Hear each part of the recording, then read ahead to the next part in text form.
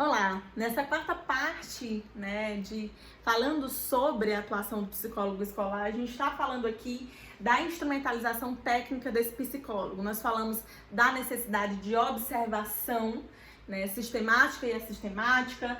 Nós falamos sobre a necessidade de se utilizar de entrevistas, enfim. Nós estamos falando especificamente do estudo de caso, Quando um caso, um problema, uma demanda vem até a gente, quais são as etapas que a gente tem que cumprir? E nós falamos aqui sobre a identificação, do indivíduo que tá relacionado a esse caso, a exposição do caso, entender o que eu vou pesquisar especificamente, qual é a problemática relacionada, o ambiente que está acontecendo esse problema, investigar quais são as causas desse problema e aí sim, a partir disso, o estabelecimento dessas hipóteses, eu poder construir quais são os recursos que eu vou me utilizar para realmente ter um diagnóstico certeiro a respeito daquilo e da possibilidade, por exemplo, de fazer encaminhamento se for necessário, certo?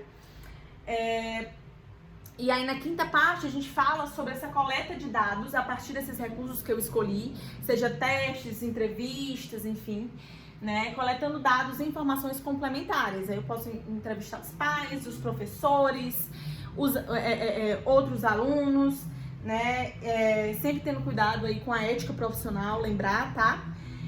Pra gente não cair no erro.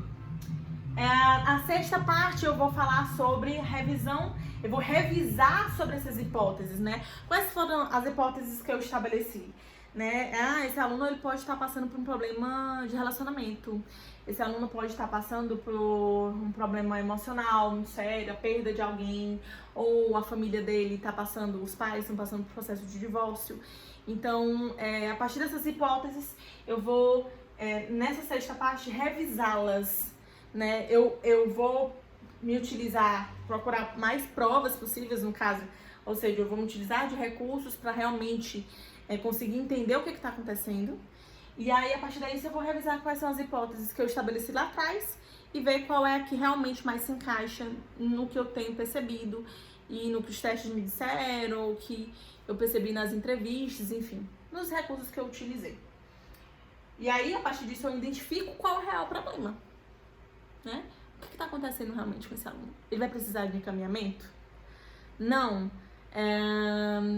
Ou ele vai precisar de encaminhamento e também da atuação da escola? Lógico, se é um aluno que ele está passando por problemas e isso está interferindo nessa área educacional, ou problemas na área educacional estão interferindo no desenvolvimento emocional dessa criança, desse adolescente, eu preciso saber como eu vou atuar e eu preciso, enquanto psicólogo escolar, atuar nisso e, se for necessário, fazer um encaminhamento clínico para o clínico, para que ele também me ajude nessa atuação. Então, lembrando, a minha atuação vai ser voltada a ajudar esse indivíduo, ajudar os agentes que estão envolvidos nesse processo educativo no caso, entender o que está acontecendo e potencializar, a aprendizagem dele, potencializar esse desenvolvimento integral dele dentro da escola. Essa é a minha função primordial. Eu vou entender quais são os processos com que aquela criança, que aquele adolescente, ou que o professor, enfim, está passando, e a partir disso eu vou potencializar a aprendizagem, o ensino dele, Eu vou potencializar as habilidades que ele precisa ter dentro do processo educativo, certo? Para que o desenvolvimento dele possa ser favorecido. Nisso eu vou estar, o que o outro está falando, eu vou estar agindo, eu vou estar intervindo. E o item 9 fala sobre acompanhar esse caso. Eu vou intervir como, certo?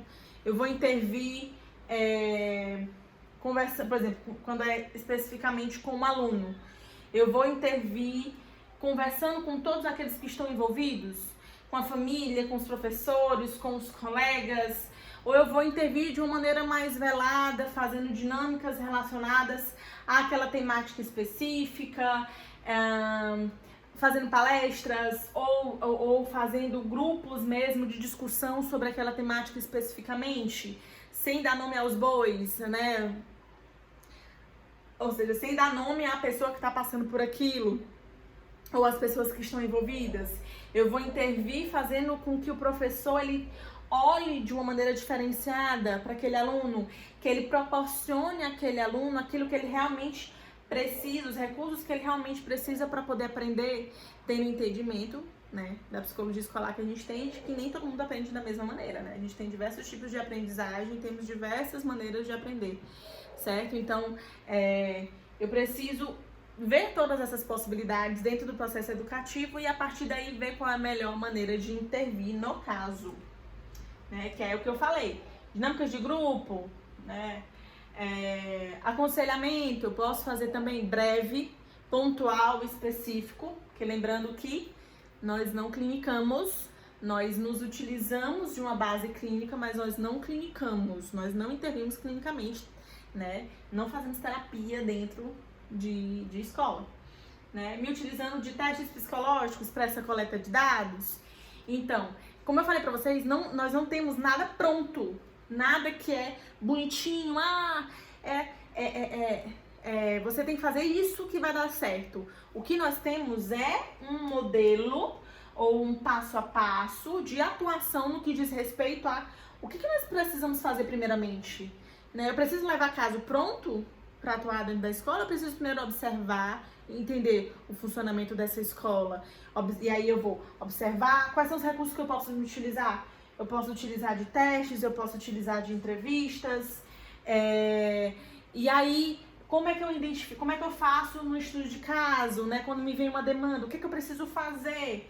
E aí eu vou identificar, eu vou expor o caso no que diz respeito a qual é o problema que está acontecendo, onde está acontecendo, vou investigar as causas, vou planejar as técnicas para eu colher mais dados, tentar entender realmente qual é o ponto base daquele problema. Vou coletar, através desses recursos, os dados, né? E aí eu vou revisar as minhas hipóteses para saber o que realmente está acontecendo, né? Hipotetizei, utilizei dos recursos, esses recursos eu levantei os dados, colhi os dados e identifiquei que é esse o problema. Identifiquei qual é o problema real, aí eu parto para minha ação, para minha atuação, para minha intervenção, que pode estar desde uma intervenção só dentro da comunidade escolar mesmo, ou pode ser que eu precise de uma ajuda de um profissional, de um outro profissional de fora, né? Lembrando que eu também preciso da ajuda dos profissionais de dentro da escola, né? Para eu poder atuar. Mas eu falo no que diz respeito a encaminhamento, né? Eu posso precisar de um profissional de fora, um profissional que eu preciso encaminhar para entender melhor o que está acontecendo e para me ajudar nesse processo, né?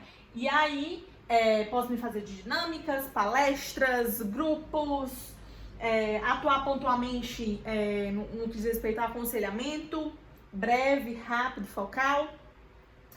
E acompanhar o caso, óbvio, né? Eu preciso saber se vai dar certo aquilo que eu planejei, aquilo que eu projetei, né? E acompanhar esse caso. Se não deu, revisa, reavalia e aí vê o que pode ter acontecido de errado aí, certo? É certo que dentro desse processo eu não atuo sozinha, eu vou precisar da equipe escolar, da comunidade escolar, eu vou precisar da família. Lembram da parceria? Eu preciso dessa parceria com a família. Esse indivíduo, ele não tá sozinho no mundo, né? E aí eu preciso de saber quem cuida, qual é o perfil, qual é a dinâmica, né, dessa família.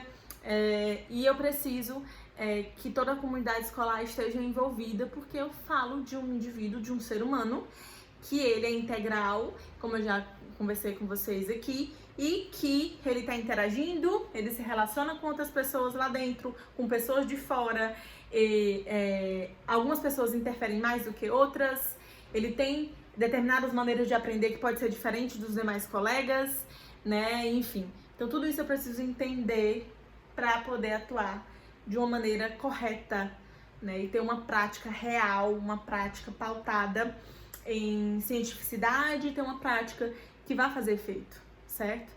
Então, essa foi a nossa aulinha sobre a identidade do psicólogo escolar. Como vocês veem, não é algo muito fácil, né, na prática, mas é algo que a gente consegue fazer acontecer se a gente realmente tiver essa ideia de que nós precisamos atuar sob essa perspectiva de que nós não estamos fazendo clínica, nós estamos fazendo uma psicologia escolar, né? E de saber quais são as nossas atribuições, e de saber pedir ajuda, de saber atuar de maneira interdisciplinar, e de saber, enfim, ter esse olhar mais sensível para o indivíduo, certo? Então, espero que vocês tenham gostado. Qualquer coisa, vocês podem aí conversar comigo, vocês sabem onde me encontrar, certo?